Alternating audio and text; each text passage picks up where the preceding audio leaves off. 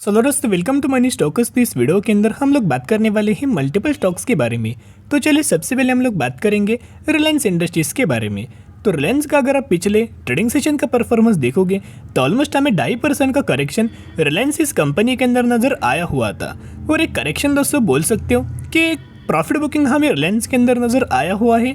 कई लोगों ने पैनिक होके रिलायंस के अंदर माल बेचा है। अभी दोस्तों माल बेचा क्यों गया देखिएगा। सबसे पहले एक रीजन है कि कंपनी के अंदर डीमर्जर हो चुका है, जिसका रिकॉर्ड डेट कंपनी ने 20 जुलाई हमें दिया हुआ था। तो उस दिन हुआ क्या था, 260 रुपये रिलायंस तब 2850 रुपये के ऊपर ट्रेड कर रहा था। 2850 में से 260 रुपये का जो माइनस हमें नज़र आया हुआ है।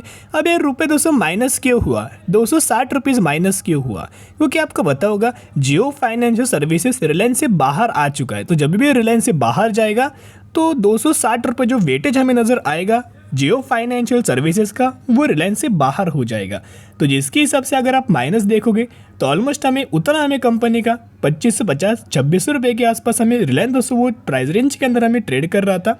तो बहुत सारे पोर्टफोलियो के अंदर ये प्राइस हमें शो हो रहा था, जिनको लॉस हमें नज़र आया हुआ था। लेकिन दोस्तों कई लोगों को पता भी नहीं था कि डीमर्जर रिगार्डिंग सब कुछ चीज़ें हमें हो रही है, जिसकी वजह से जिस तरह से रिलायंस का प्राइस हमें डाउन नज़र आया, डायरेक्टली दोस्तों लोगों ने रिटेल इन्वेस्टर ने माल बेचने लगे। इसी की वजह से स्लाइटली आपको गिरावट रिलायंस इस कंपनी के अंदर नजर आया हुआ है। बाकी दोस्तों कोई रीजन नहीं है। साथ में कंपनी ने Q1 का रिजल्ट दोस्तों हमें पेश किया था। रिलायंस का जो Q1 का जो रिजल्ट है उसके अंदर अगर आप दोस्तों बेसिकली देखोगे प्रॉफिट्स के अंदर तो हमें 19% की जंप नजर आई है ईयर बेसिस की पर 2450 करोड़ के आसपास। एंड बेसिकली रेवेन्यूज के अंदर भी आपको 20% की ग्रोथ हमें नजर आ चुका है। अभी दोस्तों एक पॉइंट नोट करना, ये जो सेगमेंट हमें नजर आया हुआ है ओवरऑल रिलायंस का अगर आप रिजल्ट देखोगे तो ईयर बेसिस के ऊपर अगर आप देखोगे तो डिसेंट तरीके से कंपनी ने परफॉर्म किया है। वही अगर आप Q1 बेसिस के ऊपर दोस्तों यह देखोगे तो स्लाइटली हमें डिप्स के अंदर डिक्लाइन हमें रिलायंस का रिजल्ट नजर आया हुआ है, जो कि पहले ही ब्रोकरेज फर्म के द्वारा जो एस्टिमेट दोस्तों हमें दिया गया था कि जो रिलायंस का जो नेट प्रॉफिट है एस्टिमेट्स के अंदर हमें दिया गया था कि रिलायंस का जो नेट प्रॉफिट है वो 17,000 करोड़ के आसपास हमें आ सकता है। ऐसा ब्रोकरेज फर्म के द्वारा हमें रिलायंस इस कंपनी के अंदर एस्टिमेट्स हमें दिया गया था रिजल्ट्स आने से पहले। लेकिन अगर आप यह देखोगे as per the brokerage estimates, as per the market estimates, market का भी यही मानना था कि रिलायंस का जो रिजल्ट्स आने वाला है नेट प्रॉफिट के अंदर 17,000 करोड़ के आसपास कंपनी नेट प्रॉफिट जनरेट कर सकता है। लेकिन ओवरऑल बेसिस के ऊपर कंपनी ने एक्चुअल बेसिस के ऊपर जो नेट प्रॉफिट हमें जो जनरेट किया था वो 18,000 करोड़ 19,000 करोड़ के आसपास हमें कंपनी ने नेट प्रॉफिट हमें जनरेट किया था। रिजल्ट्स के अंदर तो गिरावट तो नजर आया हुआ है, लेकिन जो मार्केट का जो एस्टिमेट्स था, मार्केट का जो एक्सपेक्टेशंस था, उसको भी बीट करके रिलायंस ने हमें परफॉर्म किया है। अब ये बहुत ज़्यादा चैलेंजिंग होने वाला है कि मंडे के दिन किस तरह से रिलायंस हमें ट्रेड कर सकता है। बहुत ज़्यादा पॉसिबिलिटीज़ तो ये नज़र आया हुआ है कि रिलायंस के अंदर आपको पॉजिटिविटी के अंदर तेज़ी हमें मंडे के दिन आपको नज़र आ सकती है। और आपको पता ही होगा कि रिलायंस के अंदर दोस्तों कंपनी ने डिविडेंड का भी अनाउंसमेंट किया था, डिविडेंड का भी घोषणा कंपनी ने किया हुआ था। तो कितने पर शेयर का डिविडेंड आपको मिलने वाला है, 9 रुपये का डिविडेंड दोस्तों कंपनी ने दे चुके हैं, जो कि बहुत ही ज़्यादा दोस्तों कम है as per the Reliance industries. अगर आप देखोगे पिछले क्वार्टर के अंदर अच्छा खासा कंपनी ने हमें डिविडेंड दिया था, इस क्वार्टर के अंदर एटलीस्ट कंपनी ने 15 से 16 रुपीज़ का दोस्तों डिविडेंड का बेनिफिट देना चाहिए था, लेकिन ये बहुत ही कम हमें कंपनी ने डिविडेंड का दोस्तों बेनिफिट दिया हुआ है।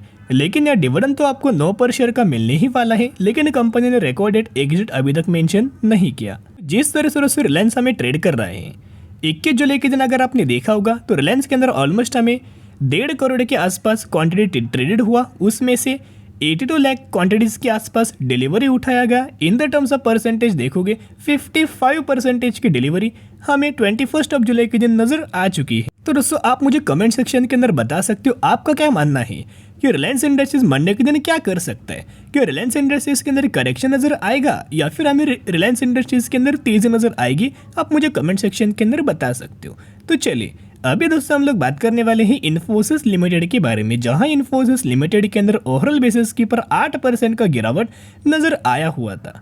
तो रिलायंस इन्फोसिस लिमिटेड के अंदर दोस्तों गिरावट क्यों हुआ, मैंने पहले ही आपके साथ शेयर किया था कि विप्रो ने अपना रिजल्ट परफॉर्म किया, टीसीएस ने अपना रिजल्ट परफॉर्म किया, एचएल टेक ने अपना रिजल्ट परफॉर्म किया। इन तीनों के दोनों रिजल्ट्स के अंदर ईयर बेसिस कंपनी ने अच्छा हमें परफॉर्म किया था। क्वार्टर बेसिस स्लाइटली हमें डिप्स नजर आया, डिक्लाइन नजर आया, लेकिन जो मार्केट का जो एस्टिमेट्स था, मार्केट का जो एक्सपेक्टेशंस था, उनको बीट हमें इन तीनों कंपनीज ने किया हुआ है।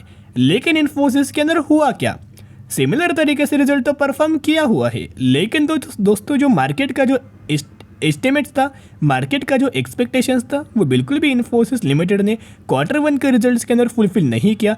इसी की वजह से मार्केट ने इसे नेगेटिविटी के अंदर दोस्तों रिएक्ट किया और इसी की वजह से इन्फोसिस के अंदर 8% का करेक्शन नज़र आ चुका है। पहले दोस्तों पूरा सिचुएशन हुआ क्या था हम लोग बात करेंगे, देखिएगा इन शॉर्ट में दोस्तों हम लोग बात करेंगे, रिपोर्ट तो बहुत बड़ा है। तो पहले इन्फोसिस ने ऐसा बोला गया था कि इनका जो रेवेन्यूज है कांस्टेंट करेंसी टर्म्स के अंदर ऑलमोस्ट हमें 7 से लेके 8% का ग्रोथ हमें नज़र आ सकता है। लेकिन मार्केट का जो इन्होंने पहले इन्फोसिस ने स्टेटमेंट दिया था 7 से 8% के आसपास आ सकता है, इसी को मार्केट नेगेटिव मान रहा था।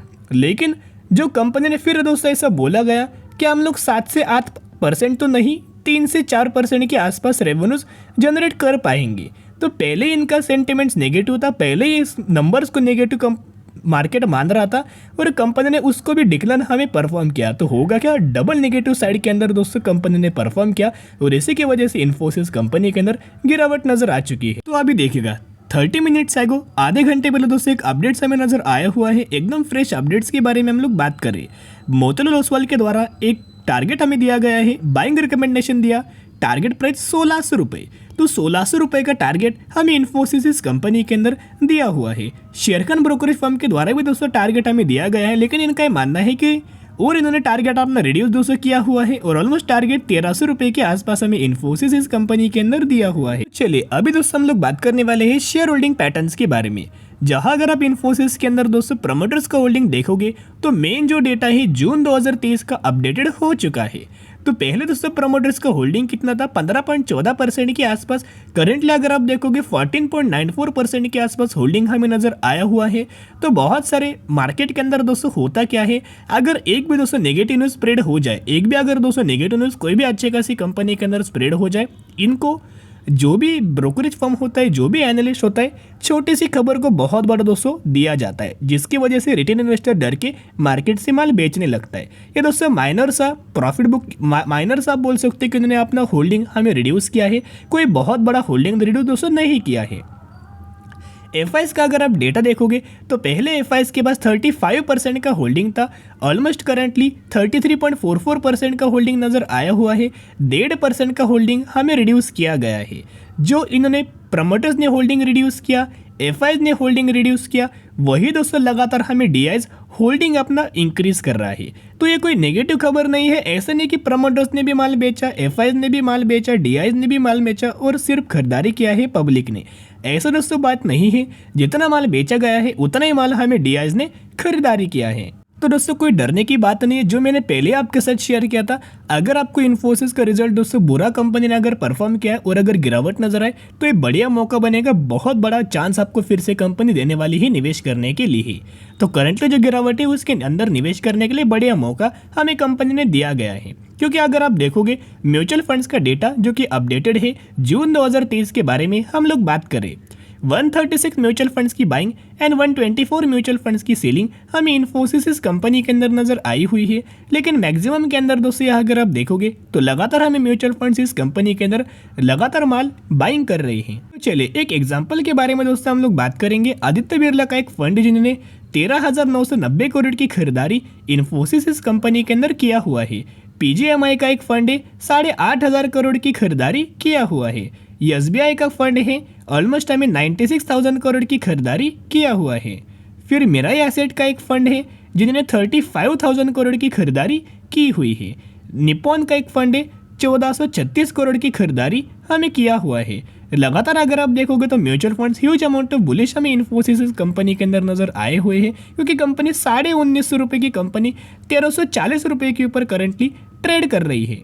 और दोस्तों कुछ दिनों पहले एक अपडेट हमें नजर आया हुआ था जिसके अंदर आपको बहुत शानदार तरीके से कॉन्फिडेंस हमें डेवलप हो सकता है। तो अपडेट्स क्या था, Infosys sign 5-year AI deal with $2 billion target spend. तो बेसिकली अगर आप देखोगे एआई के अंदर इन्फोसिस ने $2 बिलियन का इन्वेस्टमेंट किया हुआ है, बहुत बड़ा डील हमें साइन किया हुआ है।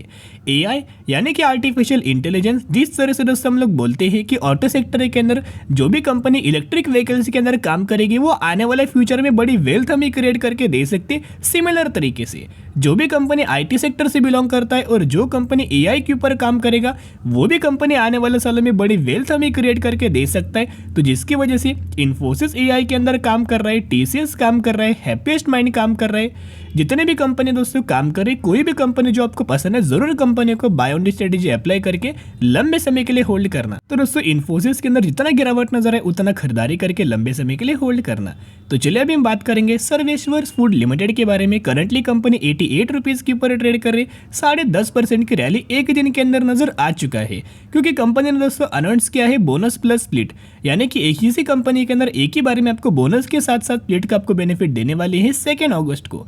तो 2 अगस्त के दिन दोस्तों इसका बोर्ड ऑफ डायरेक्टर्स का मीटिंग हमें होने वाला है, तो जरूर चैनल को सब्सक्राइब करके रख सकते हो। अभी कंपनी का बिजनेस कैसे, सबसे पहले बेसिकली अगर आप कंपनी का मार्केट कैप देखोगे तो बहुत ही छोटा हमें कंपनी नजर आया हुआ है, लेकिन कंपनी का प्रॉफिट बढ़ रहा है, रेवेन्यूज बढ़ रहा है, जितने भी पैरामीटर से डिसेंट तरीके से ग्रोथ नजर आई हुई है। तो डिसीजन लेने से पहले जरूर इस कंपनी के बारे में स्टडी एनालिसिस कर सकते हो।